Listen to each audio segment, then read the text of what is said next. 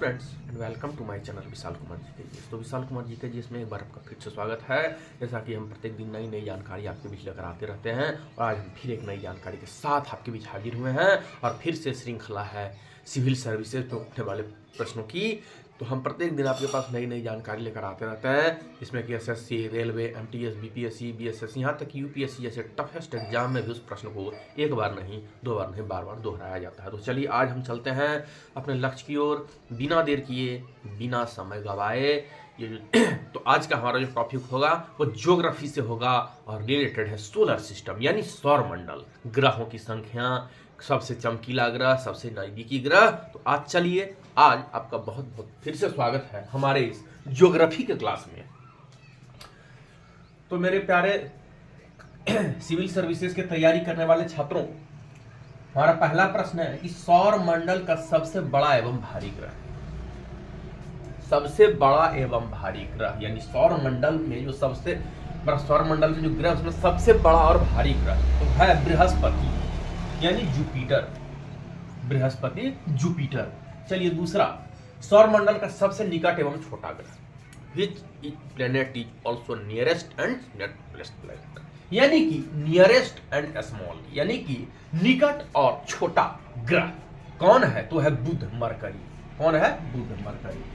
तीसरा, सूर्य का उम्र कितना है? अगर आप लोगों से पूछ दिया जाए कि सूर्य की उम्र कितनी है तो उसका आंसर होगा सूर्य का उम्र 5 बिलियन वर्ष है। कितना है? 5 बिलियन वर्ष।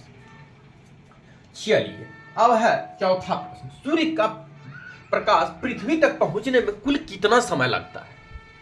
तो सूर्य जो जब उगता है तो उसका जो प्रकाश वो पृथ्वी पर आने में कितना समय लगता है? तो उसका समय पृथ्वी तक पहुंचने में कुल समय 8 मिनट 16.6 सेकंड लगता है। कितना लगता है? सूर्य का प्रकाश पृथ्वी तक पहुंचने में कुल समय 8 मिनट 16.6 सेकंड लगता है। चलिए अपना प्रश्न है, भोर का तारा एवं सांझ का तारा किस ग्रह को कहा जाता है? अब आ गया। चलिए, तो किस ग्रह को भोर का तारा और सांझ का तारा कहा जाता है? तो शुक्र, वेनस, यानी शुक्र को भोर का एवं सांझ का तारा कहा जाता है। मॉर्निंग एंड इवनिंग स्टार्स इसको कहा जाता है, तो वेनस यानी शुक्र को। अब प्रश्न है कि वरुण, जिसको हम लोग नेपट्यून कहते हैं, वो भी हमारा सोलर सिस्टम का एक ग्रह है, तो उसका खोज कब और किसने किया? नेपट्यून। तो इसका खोज 1846 ईस्वी में जॉन गैले ने की। किसने की?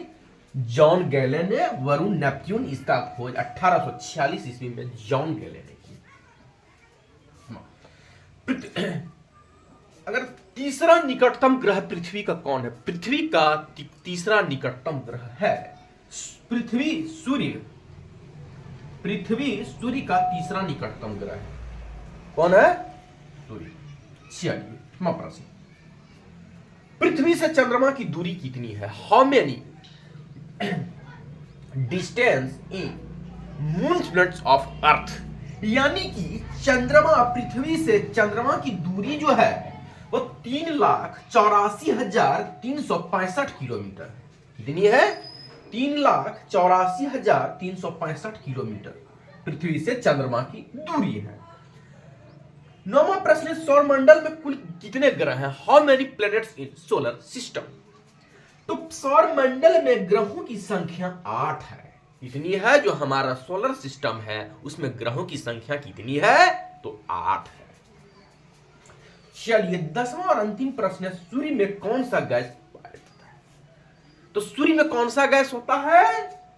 तो सूर्य में हाइड्रोजन और हीलियम गैस होता है। कौन होता है? हाइड्रोजन और हीलियम। तो चलिए, it is a very most important question for civil services exam likely SSC, railway, MTS, BPSC, BSS and most of toughest UPSC and PSC exam. तो ऐसे बड़े बड़े प्रतियोगिता परीक्षा में इस प्रश्न को एक बार नहीं, दो बार नहीं, बार बार दोहराया जाता है। तो मैं जो ये प्रश्न आपके बीच लेकर आया हूं वो हर साल उठने वाले प्रतियोगिता परीक्षा में ही इस प्रश्न को उठाया जाता है। तो आज हमारे इस वीडियो में इतना ही। जो भी स्टूडेंट्स कंपटीशन की तैयारी कर रहे हैं, सिविल सर्विसेज एग्जाम की तैयारी कर रहे हैं, हमारे इस वीडियो को देखें, लाइक करें, सब्सक्राइब करें, अपने अपने मित्रों को शेयर करें। हम फिर आपके पास एक नई जानकारी आपके बीच लेकर आएंगे। तो आज विशाल कुमार जी के जी इसमें इतना ही। फिर मैं मिलूंगा, I meet you next day, new information in another days. Let's hope these students prepare civil services exam. Watch my videos, like, subscribe, share of the this video. अभी के लिए इतना ही. Let's hope last videos. I meet you next days. Let's hope. Thank you.